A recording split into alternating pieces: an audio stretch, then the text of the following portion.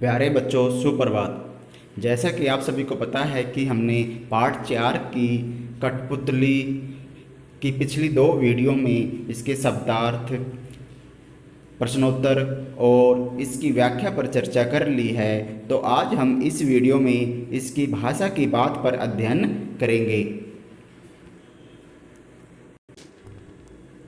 भाषा की बात। प्रश्न नंबर 1। कई बार जब दो शब्द आपस में जुड़ते हैं तो उनके मूल रूप में परिवर्तन हो जाता है, यानी कि उनके वास्तविक रूप में परिवर्तन हो जाता है। कठपुतली शब्द में भी इस प्रकार का सामान्य परिवर्तन हुआ है। जब काठ और पुतली 2 शब्द एक साथ हुए तो कठपुतली शब्द बन गया और इससे बोलने में सरलता आ गई। इस प्रकार के कुछ शब्द बनाइए, जैसे काठ कट से बना, कट गुलाब, कट फोड़ा। तो इसी प्रकार हाथ से हथ, सोना से सोन, मिट्टी से मट का प्रयोग करते हुए शब्दों का निर्माण कीजिए। उत्तर: हाथ हथ, हथकड़ी, हथौड़ा। सोना सोन, सोनपरी, सोन पापड़ी। मिट्टी मट, मटकी, मटमैला। इनका प्रयोग करते हुए इन शब्दों का निर्माण हुआ है।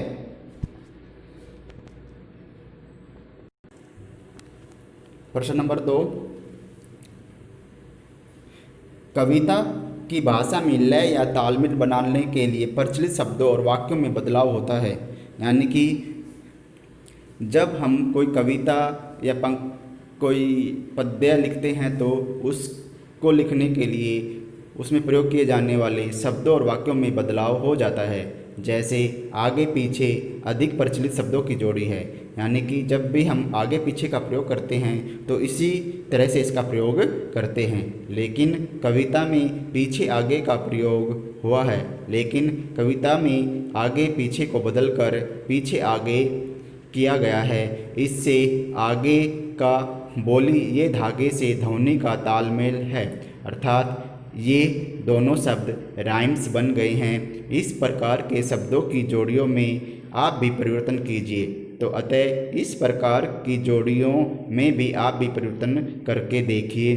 दुबला पतला, इधर उधर, ऊपर नीचे, दाएं बाएं, गोरा काला, लाल पीला आदि। उत्तर: दुबला पतला को पतला दुबला लिखा गया है। इधर उधर को उधर इधर लिखा गया है। ऊपर नीचे को नीचे ऊपर लिखा गया है। दाएं बाएं को बाएं दाएं लिखा गया है। गोरा काला को काला गोरा लिखा गया है। लाल पीला को पीला लाल लिखा गया है।